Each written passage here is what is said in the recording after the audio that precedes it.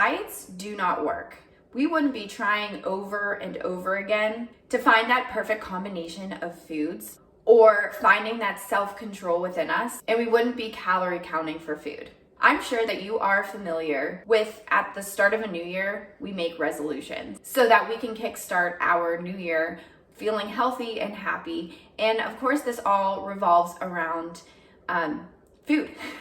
We want to eat better. Although those intentions are there, you find yourself that it isn't working for you. You find yourself stuck in going over and over again about the same issues that you have with food. So I'm going to recommend something different. It's a completely different approach than what you might have been trying. I like to call that mindful eating. Mindful eating is just being aware in the moment, where you are actually inviting yourself to have a different approach to your life as you approach food. So these tips that I'm about to share with you are what I actually teach my clients in my coaching program called Fit and Fresh. I support teachers and paraprofessionals how they can apply mindful eating to their relationship for food so that they can have energy for themselves and for throughout their workday. Step one is to be honest with yourself. Before eating anything, take a moment and get in touch with how you are feeling. Really check in with yourself and ask yourself if you are actually hungry or if there's a reason or like a feeling of why you want to eat.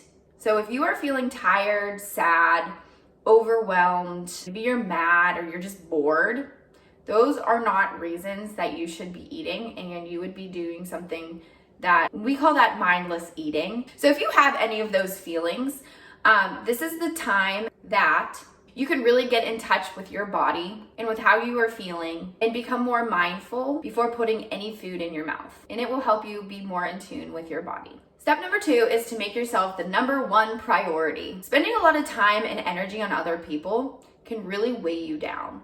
And as an educator, you already know what that feeling is like. Basically, you cannot pour from an empty cup. So really, it's just making that conscious effort to take care of yourself. And it's just action steps. And you might even know this as self-care.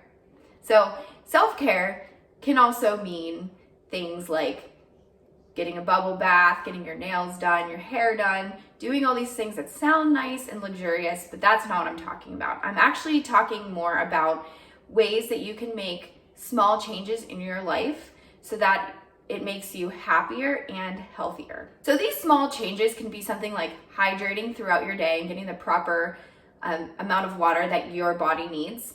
It can be setting your fork down on your plate in between mouthfuls and sitting at a table instead of sitting on the couch mindless eating while you're watching your favorite TV show or movie. Now, this does take some time and it does take some practice and a lot of patience. So changing this habit really does work well with consistency and repetition. So tip number 3, support yourself in your own success. You can support yourself and your success in mindful eating by visualizing the behavior that you want before you actually do it. So I actually got this idea from one of my basketball coaches from like middle school or high school, and I've actually used this on myself for the other sports that I did. And basically, one of the things that I struggled with as a basketball player was shooting hoops. I wasn't really good. I could shoot, but during basketball games, I struggled to get the ball in the hoop. So my basketball coach set me aside and he said, visualize what you want to do before we start playing games. So I listened to my favorite music and I sat down maybe 3 minutes or so, closed my eyes, and I visualized myself playing a basketball game. And I was able to visualize myself making 3-point shots, foul shots, running down and just scoring on the run.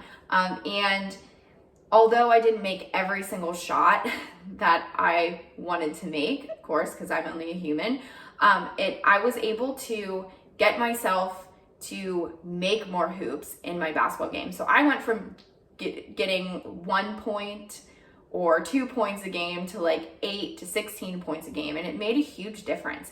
And I think that the same goes for eating. You can visualize yourself eating really healthy foods. Maybe you're going to a restaurant and it's like 5 hours before you know that you're going to eat out. And instead of visualizing yourself, or not visualizing, but like eating, you see yourself eating the bread that they give you before, and then having like the soup and the salads before your meal comes. Visualize yourself asking for a drink of water, drinking that water while you wait, and then you get your meal, a very healthy meal. Maybe it's a salad and you ask for olive oil instead of other dressing. That's perfect. That means that you visualize yourself eating way better than what you probably normally would have. So by integrating these mindful techniques into your everyday life, your relationship with food and eating does not need to be a constant battle. Let this mindful eating experience shift your mind toward an ongoing solution rather than a resolution. And really what I mean by that is, again, earlier I said, we think about the New Year's resolutions, and sometimes we get stuck in those resolutions that are like goals, but we don't really necessarily step forward into the resolution. And I think the reason why is because we're not necessarily intentional with that resolution. So when you make it a solution, it's like, okay, here's my problem.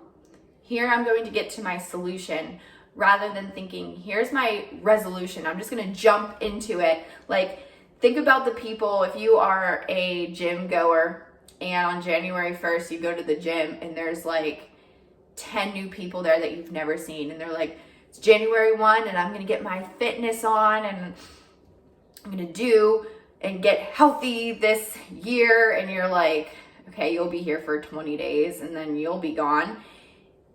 It's true, that happens. So that would be a resolution, but doing the solution, you're actually getting to the solution of your problem, and you're going deeper down into what you need in order to succeed. So I would say that a resolution is almost like a Band-Aid, and the solution is just going deeper and cleaning out that wound in order to get what you need to be successful. That is all I have for you guys today. Remember that you are a difference maker. I believe in you, and I'll see you in the next video.